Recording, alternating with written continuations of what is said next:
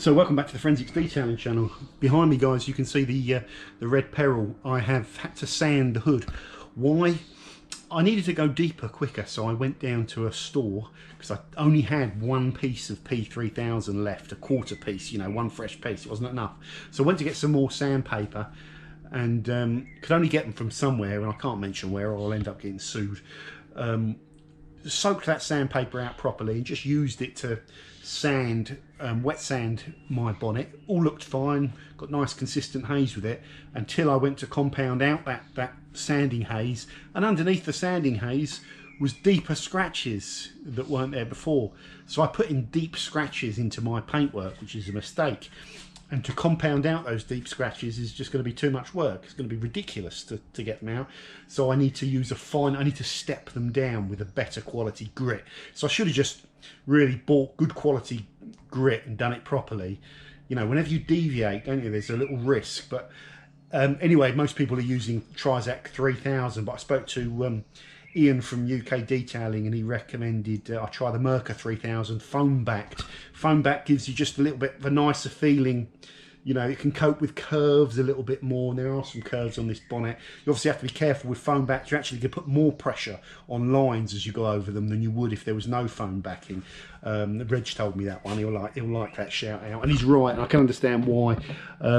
Essentially, these are very easy to use. I bought 3000 and 4000 and they're 6-inch ones, so I've just put a 6-inch plate on a dual action polisher. You should probably use a palm sander if you're doing this professionally all the time, but they're expensive, and this will just about do the job. You put it on the pad, you spritz a couple of bits of water on there first, and you just do a couple of passes, you know, literally a couple of lines with a little bit of pressure.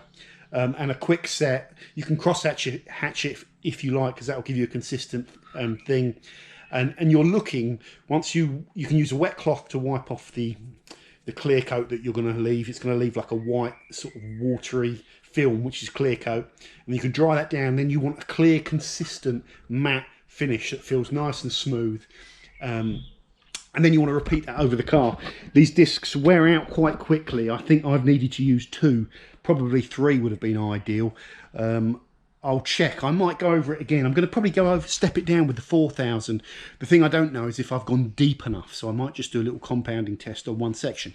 Very easy to use though, these guys. You just need to be careful about edges. You have to have a rough idea of your depth.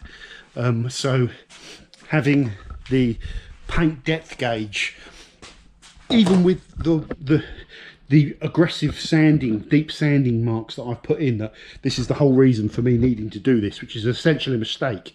Even with those, I'm still reading around about 130 microns of clear coat on my bonnet. So this mistake is probably costing me 3 or 4 microns of clear coat, and I've got about 50, maybe 60 to play with. So I'm going to be fine. But in certain scenarios, you know, with certain clear coats where you don't have as much clear coat to play with, this could have been an absolute disaster. So I've learned something today, and I love it when I learn stuff. But you know, this could have been a costly lesson if it had been a different car. So yeah, interesting. Let me know your thoughts on all this wet sanding stuff. It's not something I've got a ton of experience with. I've actually been asking Reg, which is, you know, when I'm first calling him up, I'm thinking I don't want to call Reg about this stuff. But that's just a shitty attitude, isn't it, if you pardon the pun. He knows more about it than I do, and he's given me some good advice. Yeah, and it's quite easy to do. You just got the degradation of the pad is the important thing, and you've obviously got to be very careful with grit getting under the pad, or you're going to put all sorts of deep marks in there. So very important for that hood to be really, really clean. The car's already been clean, but I went over it again and wiped it down just to make sure no dust had fallen on top of it and things like that. But if you've got a clean surface, clean pads, you're working clean, and these are quite safe to use, you know, going by what I've just said, guys. So if you need to go a bit deeper, a bit quicker, then these sanding discs seem really good.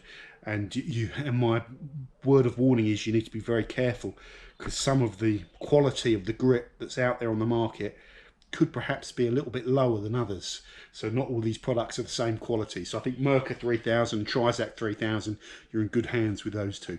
Let me know your thoughts on this on the comments, guys. As I've said, there'll be people out there with tons of experience on this one, and I'm not one of them. So if there's anything I've missed in this quick video as well, be really interested to read it, so let me know. Thank you very much for watching, and see you soon on the Forensics Detailing channel.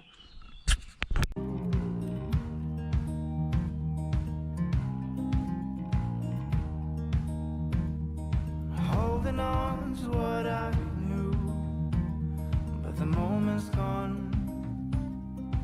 Where was I when you